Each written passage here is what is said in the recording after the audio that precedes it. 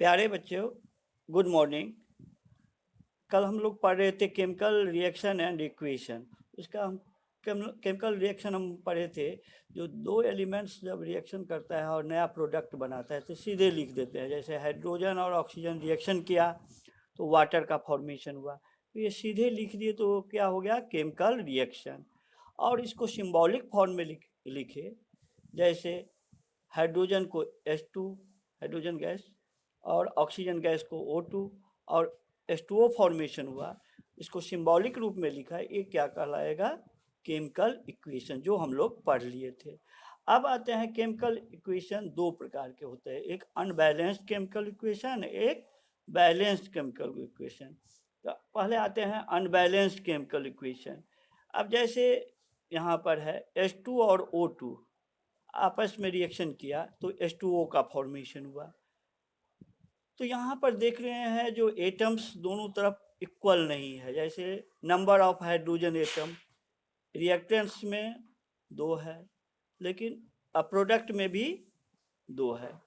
यहाँ पर number of oxygen atom reactants में 2 है, 2 है, और प्रोडक्ट में 1 है। तो यहाँ पर हम लोग देख रहे हैं अंतर आ रहा है। हाइड्रोजन एटम तो सेम है, लेकिन ऑक्सीजन एटम डिफरेंट है रिएक्टेंट्स और प्रोडक्ट में, तो इसलिए अनबैलेंस कहलाएगा। जब दोनों तरफ इक्वल रहेगा तब ये बैलेंस कहलाता है। तो यहाँ पर दोनों तरफ अनइक्वल है ऑक्सीजन एटम, यहाँ पर देख रहे हैं रिएक्टेंट्स में 2 और प्रोडक्ट में 1, तो इसलिए ये अनबैलेंस इक्वेशन कहलाएगा। तो अनबैलेंस इक्वेशन का ये डिफिनीशन है, an unbalanced chemical equation has an unequal number of atom of elements in the reactants and product। अगर reactants और products में unequal number of atom रहेगा तो ये क्या कहलाता है, अनबैलेंस्ड केमिकल इक्वेशन। हिंदी वाले बच्चे, वह रासायनिक समीकरण जिसमें अभिकारक और उत्पाद में तत्वों के परमाणु समान नहीं होते हैं उसे असंतुलित रासायनिक समीकरण कहते हैं। अब आते हैं हम लोग संतुलित रासायनिक समीकरण में, बैलेंस्ड केमिकल इक्वेशन। तो बैलेंस्ड केमिकल इक्वेशन में है रिएक्टेंट्स और प्रोडक्ट दोनों तरफ LHS और RHS दोनों तरफ इक्वल नंबर ऑफ एटम होना चाहिए। जैसे इसका डिफिनीशन है, a balanced chemical equation has an equal number of atoms of different elements in the reactants and product. Hindi वाले बच्चे लिखेंगे, वह रासायनिक समीकरण जिसमें अभिकारक और उत्पाद में उपस्थित तत्वों के परमाणुओं की संख्या समान होते हैं उसे संतुलित रासायनिक समीकरण कहते हैं। अब यहाँ पर हम देख रहे हैं, यहाँ पर हाइड्रोजन एटम 2 इधर 2 है, तो 2 जब 4 हुआ, इधर भी 4 है। इधर ऑक्सीजन एटम LHS में रिएक्टेंट्स में हम देखते हैं 2 और प्रोडक्ट में भी 2। तो दिस इज ए बैलेंस, दोनों तरफ इक्वल है। तो same number of atom in reactants and product, so the equation is called balance chemical equation. अगर अभिकारक और उत्पाद में दोनों तरफ समान नंबर हो एटम्स का, तत्वों के एटम्स का, तो ये क्या कहलाता है, बैलेंस केमिकल इक्वेशन। अब आते हैं बच्चों, कैसे हम बैलेंस करेंगे केमिकल इक्वेशन को। अब एक एग्जांपल हम देते हैं कैसे बैलेंस करेंगे केमिकल इक्वेशन। तो बैलेंस ऑफ केमिकल इक्वेशन, पहले एक अनबैलेंस केमिकल इक्वेशन लिख दिए। अब इसमें स्टेप फर्स्ट में क्या करना है, रिएक्टेंट्स और प्रोडक्ट में जो जो एलिमेंट्स है उसको यहाँ पर लिखना है, कितना इसके एटम है। जैसे हाइड्रोजन का 2 एटम है रिएक्टेंट्स में, प्रोडक्ट में भी 2 एटम्स है, ऑक्सीजन का रिएक्टेंट्स में 2 एटम्स है और प्रोडक्ट में ऑक्सीजन का 1 एटम है।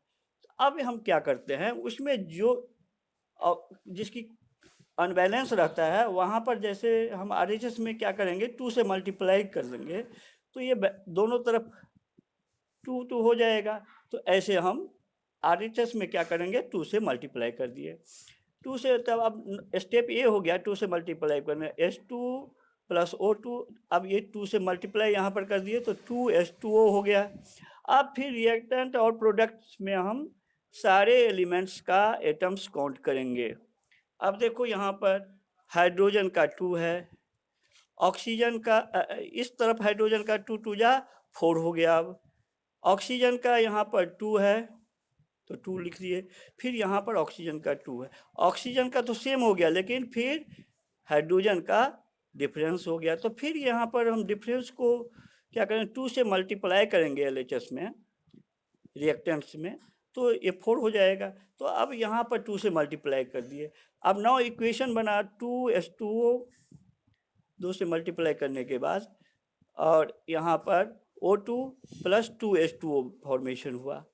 तो अब यहाँ पर देखेंगे हाइड्रोजन एटम 4 हुआ रिएक्टेंट्स में, प्रोडक्ट में भी 4, यहाँ पर ऑक्सीजन एटम भी 2 हुआ एलएचएस में, रिएक्टेंट्स में, और प्रोडक्ट में 2। इस तरह अब यहाँ पर दोनों तरफ देखते हैं equal numbers of atoms different elements का, तो इसलिए इसको क्या कहेंगे, बैलेंस्ड केमिकल इक्वेशन, संतुलित रासायनिक समीकरण।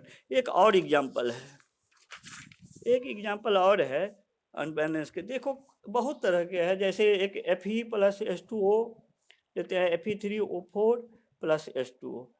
अब यहाँ पर जो रिएक्टेंट्स और प्रोडक्ट्स में ऐसे ही जैसे हम लोग पहले किए थे, Fe का निकाल लेंगे, Fe का LHS में 1 है, यहाँ पर Fe आयरन का कितना है, 3 है, हाइड्रोजन का 2 है, इधर हाइड्रोजन का भी 2 है, ऑक्सीजन का LHS में क्या है, 1 है, और इधर ऑक्सीजन का कितना है, 4 है। अब सबसे पहले हमको बैलेंस करने के लिए ऑक्सीजन और हाइड्रोजन एटम को ही देखा जाता है, तो यहाँ पर हाइड्रोजन में तो सेम नंबर है, इसलिए हम क्या करेंगे, अब ऑक्सीजन को पहले लेंगे, ऑक्सीजन में मल्टीप्लाई अगर 4 से एलएचएस में कर देते हैं, रिएक्टेंट्स में कर देते हैं, तो ये इधर भी 4 और इधर भी 4 हो जाता है। अब 9 इक्वेशन यहाँ पर हम 4 से मल्टीप्लाई कर दे, एलएचएस को कर देते हैं, यहाँ पर 4 से मल्टीप्लाई कर दिया, तो ये इक्वेशन अब बना क्या, Fe plus 4H2O plus Fe3O4 plus H2।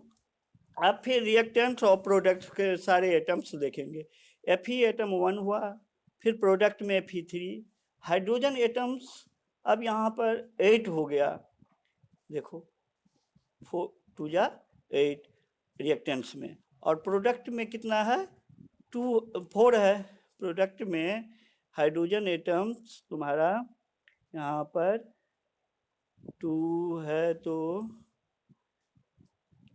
हाँ 2 है, हाइड्रोजन एटम 2 है, यहाँ से 4 से मल्टीप्लाई हम कर देंगे, फिर तो 4 से मल्टीप्लाई करेंगे हाइड्रोजन एटम में, तो फिर इक्वल हो जाएगा। ऑक्सीजन एटम रिएक्शंस में यहाँ पर 4 है, इधर भी 4 है। अब हाइड्रोजन अनबैलेंस हो गया तो हाइड्रोजन को पहले करेंगे, हाइड्रोजन करने के लिए फिर यहाँ पर हम 4 से मल्टीप्लाई कर दिए इस साइड में। अब फिर Fe का एटम काउंट करेंगे, तो Fe का 1, इधर प्रोडक्ट में 3 है, हाइड्रोजन का इधर 8 है, रिएक्टेंट्स में इधर भी 8 है, ऑक्सीजन का 4 हुआ है, और प्रोडक्ट में भी 4 है। अब देख रहे हैं अनबैलेंस किसका है, Fe का है, तब Fe का 3 से मल्टीप्लाई करके हम दोनों तरफ बैलेंस करेंगे। अब यहाँ पर देख रहे हैं स्टेप 4 में दोनों तरफ सभी एलिमेंट्स का एटम इक्वल है, जब ये इक्वल हो गया तो ये बैलेंस केमिकल इक्वेशन। वैसे केमिकल इक्वेशन का बहुत से मेथड है बैलेंस करने का, लेकिन हमारे एनसीईआरटी बुक में यही मेथड है, इसलिए हम लोग इसका ही पहले करेंगे, फिर बाद में हम समझाएंगे। कुछ होमवर्क है वो हम बाद में फोटोकॉपी करके भेज देते हैं, सारे बच्चे करना, और सारे बच्चे अभी से याद करते रहना है।